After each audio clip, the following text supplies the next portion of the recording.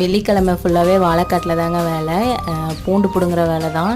இருந்தாலும் அதுவே வந்து ஈவினிங் ஆகிடுச்சு. நாங்கள் என்ன நினச்சோம், பூண்டு பிடுங்குற வேலை தானே, சரி காலையிலேருந்து பிடுங்கினா ஈவினிங்குள்ளே பிடுங்கிடலாம் அப்படின்னு நினச்சிட்டு இருந்தோம். ஆனால் ஒரு வயல் தாங்க பிடுங்க முடிஞ்சிச்சு. அதுவும் பசங்களும் ஹெல்ப் பண்ணாங்க. அவங்கெல்லாம் இடக்கண்ணை அறுத்துட்டு இருந்தாங்க. பசங்களும் ஹஸ்பண்டும் இடக்கண்ணை அறுத்தாங்க. நானும் அந்த அம்மாவும் பூண்டு பிடுங்கினோம். பாருங்கள், இந்த வாழைக்கண்ணை சுற்றி எவ்வளோ பூண்டு இருக்குன்னு. இந்த மாதிரி தான் இருந்தது. அதெல்லாம் சுற்றியும் பிடுங்கிட்டு இருந்தோம். அதுவே 6 மணி ஆகிடுச்சு. ஒரு வயல் பிடுங்க நாங்கள் 5 பேர் வேலை செஞ்சே ஒன்றும் முடியலைங்க. அது பிடுங்கினதில் கையெல்லாம் கொப்பளம் கூட போட்டுருச்சு.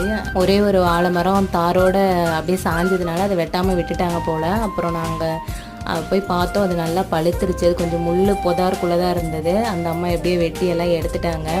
அதில் ஒரு 5-6 பழம் நல்லா பழுத்திருந்தது. அதை அங்கேயே சாப்பிட்டோம். டைரெக்டாக அப்படியே மரத்துலேருந்து பறித்து சாப்பிட்றதுனால டேஸ்ட்டு ரொம்ப நல்லா இருந்தது. மீதி வேலையை நாளைக்கு பார்த்துக்கலாம். நாங்களும் கிளம்பியாச்சுங்க. பாய்.